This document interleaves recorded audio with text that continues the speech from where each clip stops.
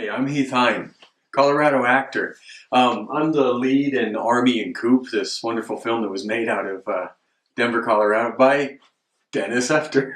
Yeah, I'm Dennis Hefter. I'm the writer, director, producer of Army and Coop. Yeah. But this guy started. Cheers. Cheers, man. Did you know, man, that when I started this film, it became kind of method as I went along because when I started, I could get a buzz off of a beer or two. Yeah. So I was a lightweight, but now, man, I can't even put them down. And my wife calls me a lush. She's about to leave me. So we polluted your system sufficiently that you can drink more than 2 beers.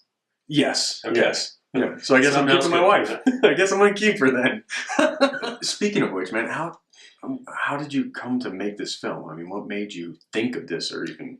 I was writing for a year or two, just part time. I was working at a company I'm involved with in Pennsylvania, and I went to a weekend seminar in L.A. by a guy named Dove S.S. Simmons. And he's an animated, F-bomb and everything else. And it's really, I mean, you sit there for 2 days straight, 9 hours a day, but you weren't bored.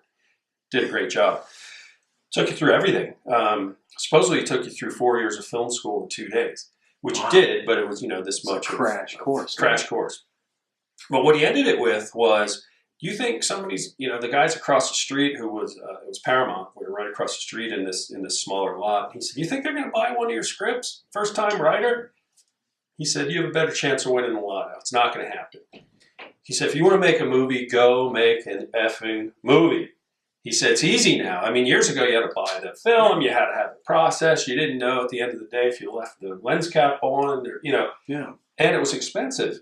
And editing, all digital now, editing then, slice, and so he said, basically he said, don't be a weenie. Go make a movie if you want to do it. And I said, you know what? Boom, he has a point. Hit the nail on the head. Came right home and started writing the Army Coop script. And I modeled it after Clerks because Clerks, well, a number of things. One is I had no really business doing it. I had no experience, no other than a couple of seminars like that. Kind of similar to Kevin Smith and Scott Mosier with Clerks. Yeah. They filmed at night, off hours. They filmed where he worked in a convenience store. We filmed mainly in a bar. I mean, 19 of the 20 days were filmed in a bar. Yeah. So we had one location. Minimal characters, no action, not a lot of action. We had some fight scenes, but certainly no car chases, things that cost money. We self-funded the film like they did. The comedy's very similar. So their budget was $30,000. Ours was $75,000. Very similar in today's dollars if you take the 30 to today. And, so we didn't have any money. So all of our locations we had to get for free, and all of our beer sponsors, because we needed all new signage in the bar because we couldn't use like Budweiser and all the big brands. We had it. So we went here locally and found like 6 different sponsors, including Oscar Blues and Boulder Beer and some others. And they all gave us signage and we put it up, and we just, my son and I did all the wardrobe, and it wasn't a whole lot of wardrobe, but we did all the wardrobe and one of these shirts, the props, one of these shirts. So yeah, it was definitely kind of a grassroots kind of thing. Yeah. We pulled it off somehow, and I wasn't sure even at the end of the movie if it was going to be good. Like, if it wasn't going to be good, I wasn't going to release it because, I didn't want to be embarrassed.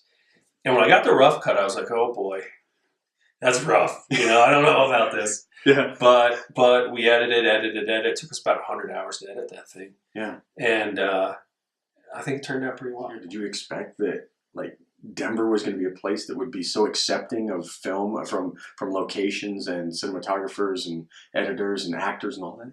I truly had no sense of what I was going to find because I wasn't tied into the film industry at all, or the film community here. So one of the first things I did after I wrote the script was we scheduled auditions. I didn't know if 2 people would show up or 20 or 200, and it was more like 200. And they were good. Yeah.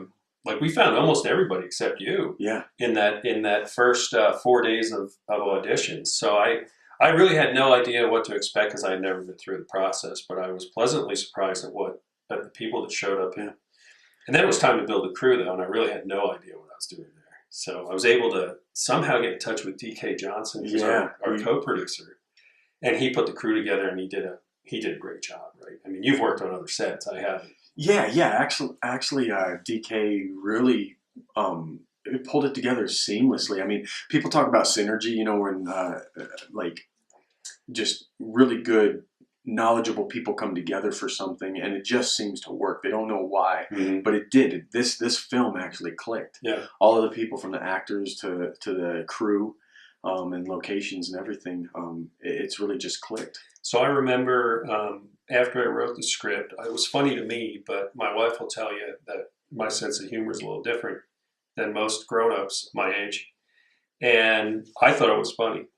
And I had a couple of friends read it, and they thought it was funny too. But they're your friends, I'm going to tell you that, right? Yeah. But do you remember we did the table read at Mud Rocks, and we were all laughing. It was so that's when I thought, hey, this might be real. Like, this might actually be a decent film. It might be funny, which is what comedy is supposed to be, right? Absolutely. Yeah. I shared it with my dad the other day. And I was just, it's kind of fun to have a film or a project that you're in, and you sit back and you just watch the viewers and see what their response is. So I'm just watching my dad, and he's chuckling, he's laughing a little bit here and there. But my dad's also Christian, so he's like, "Did you have to cuss so many times?" And I was like, "Actually, I think it was about 46 F-bombs." Yeah, no nudity. No nudity. The glory hole. Yeah, that's a fun one. That alludes to something. Yeah.